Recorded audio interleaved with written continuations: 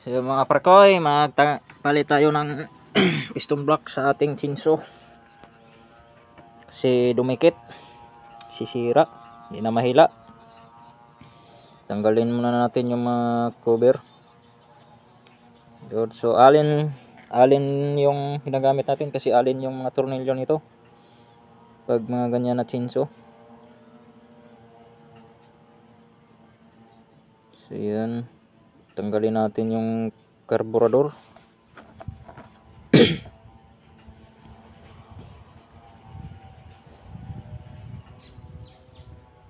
Para matanggal yung block, kailangan matanggal yung carburetor at saka yung tambutso nito.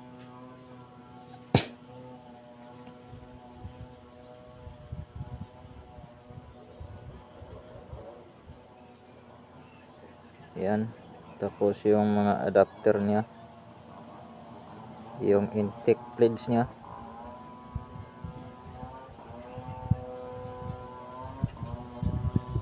yung bracket. Kasi papalitan natin yung block, kaya tanggalin natin yung mga nakadikit sa block.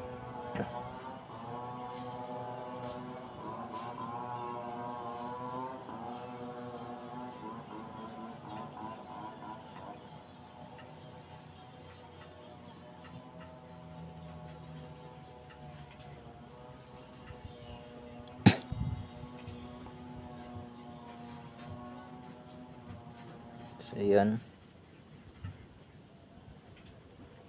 tanggalin natin yung tambutso.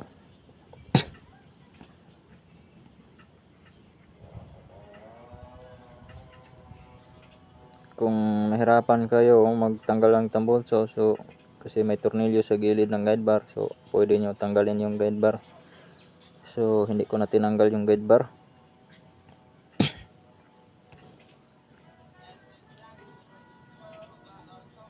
So yan, nasira talaga, no.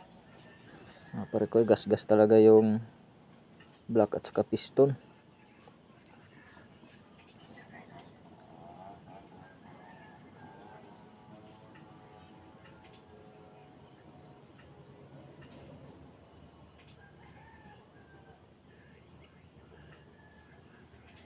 Yan. Okay pa yung bearing, balik lang natin. Yan mga pare ko, no? Sobrang malaking gas-gas talaga pag pigaw yung tuti.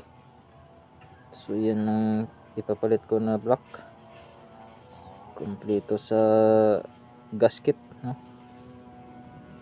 No need na magbili ka ng gasket kasi may kasama na. Sa halagang 400 plus yan mga pare ko.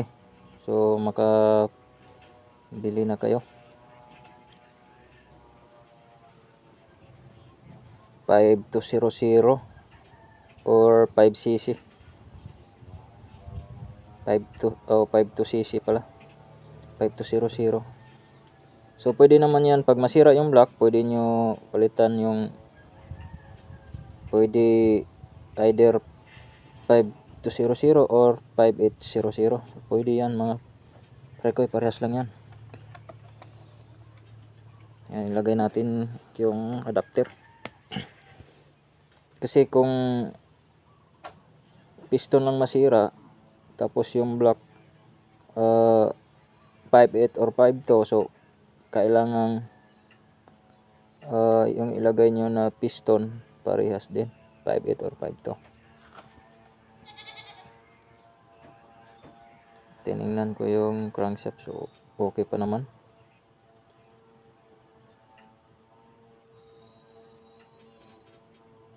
Yung toting ginamit ko is Shell, kasi yan ang magandang klaseng tote mga parekoy paghalo sa gasolina, mga chinso. So kung meron kayo ganyan, mas maganda. Huwag kayong gumamit ng mga mahinang tote kasi yan, masisira talaga yung piston block kahit madami yung ilagay nyo. Pag wala kayong Shell Advance, so pwede national. pwede na.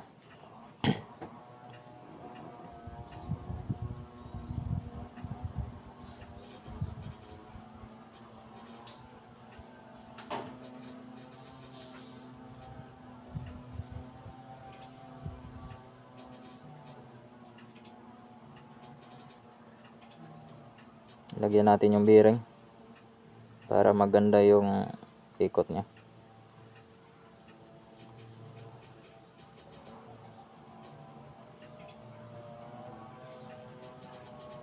Ayusin lang natin yung paglagay sa lock. Lagyan natin lock.